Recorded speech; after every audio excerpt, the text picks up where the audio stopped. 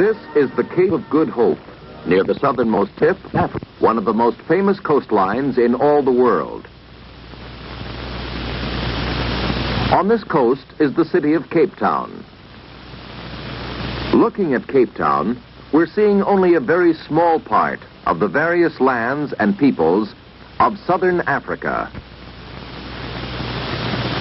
In this film, all the area south of this line to the Cape of Good Hope is the land we're calling Southern Africa. In this area live many different people. Farmers near the Cape of Good Hope. Miners far inland. Villagers in small communities who cling to simple traditional ways and methods. The history of the peoples of Southern Africa is a story of great waves of migration, movement into Southern Africa from other parts of the continent, and of immigration, movement of people from other parts of the world. Among the earliest peoples known in Southern Africa were the tribes of Hottentots and Bushmen, who probably migrated from the north. The Hottentots and Bushmen were gradually conquered by other groups of migrants from the north.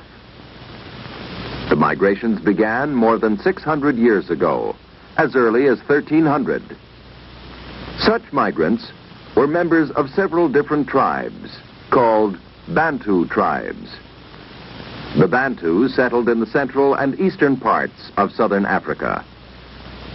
In the middle 1600s, immigration from Europe, mostly from the Netherlands, began. Later, immigrants from England and Portugal came. Gradually, many of these European settlers moved inland. Beginning in the middle 1800s, Asian peoples from India began to settle along the east coast. The descendants of these different groups are the peoples of southern Africa today. These are the children of people who have built nations in southern Africa. These are the children of people who are preparing for nationhood.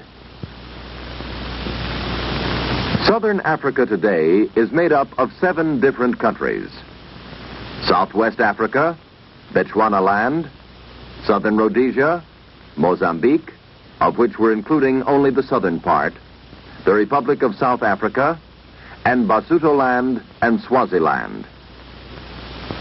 In these lands, farming is a chief occupation. This farmer raises grapes near the south coast.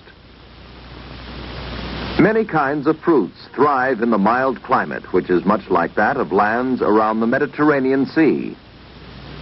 Peaches are one of the many fruits grown on the southern coast. Northward along the coast, the climate is more tropical, like that in the state of Florida. Here, citrus fruits, especially oranges, are grown. Some fruit is exported across the seas in the form of jams and jellies. This fruit industry depends upon an adequate supply of sugar. Sugarcane is another crop which does well in the tropical climate. Some sugar is also exported. Another export gaining in importance is seafood. Rock lobsters are caught along the coast of southern Africa. We've seen 2 coastal regions, a region with a Mediterranean climate and a more tropical region further north. Along the western coast is a region of desert and semi-desert lands. Inland from these 3 low coastal regions is high country of wide rolling plateau lands. In this high country, tobacco is one of the important farm crops. A crop grown nearly everywhere in the eastern high country is maize, or corn. Corn is known as mealies in southern Africa. Corn is grown on small family farms, as well as on large commercial farms. Corn is one of the important food crops of southern Africa.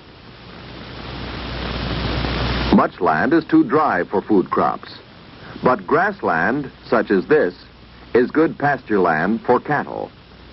With dairy cattle originally from Holland, fine herds have been developed by farmers of Dutch ancestry in southern Africa. Settlers from the British Isles brought sheep, and today sheep ranching is a big industry. This sheep rancher lives in the high southwestern part of southern Africa in a dry region called the Karoo. Sheep, which can live on sparse pasture, do well here. We've seen some of southern Africa's agricultural wealth. Equally important is the vast mineral wealth. The largest single deposit of gold in the world was discovered here in 1886. These are gold mines near the famous mining center of Johannesburg. Since 1886, gold mining has developed as a major industry in southern Africa. Gold mining and the many industries producing mining equipment and supplies employ thousands of workers. These are bars of gold bullion produced from ore mined and smelted in southern Africa. This great gold reserve is only a part of the vast mineral wealth of southern Africa. For example, this mine at Ş'Xarra produces diamonds.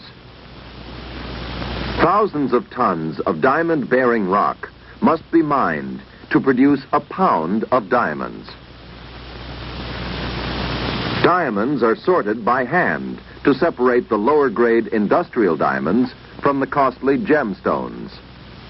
The worldwide demand for diamonds has brought great income to southern Africa.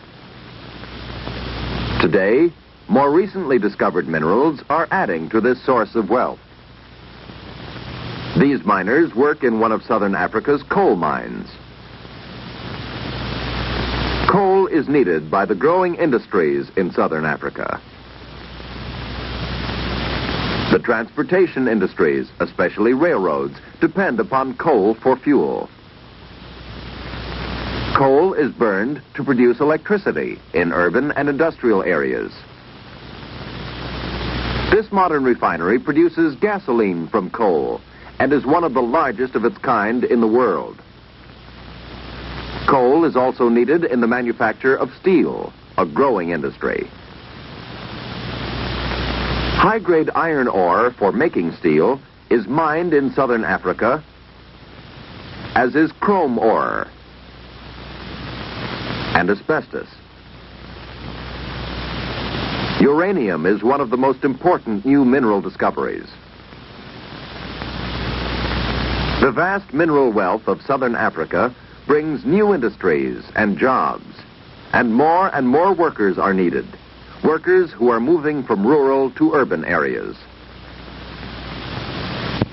More and more people in farming areas, especially the Bantu people, are in their farms and villages. These migrants are moving in great numbers into cities, such as the mining centers of Ş'Xarra and Johannesburg. Johannesburg is today the largest city in southern Africa, a city as modern and busy as the large cities of Europe and North America. To work in the shops, factories, and mines of the cities come the hundreds of migrants from rural areas. For many migrants, learning city ways is a new and exciting experience. Yet, often when these people, non-Europeans and Europeans, meet, differences arise. The Bantu, exposed to European standards, seek a better education and a more active part in economic and political affairs. The movement of people into cities also brings about many other problems. Housing must be built for growing urban populations. New offices and factories are needed to increase opportunities for employment. To move the products of new industries, transportation needs to be improved. The people of southern Africa, those living on the land and those living in urban areas, are involved in the many changes taking place in this part of the world. Meeting these changes is a major challenge for both Europeans and non-Europeans in southern Africa today.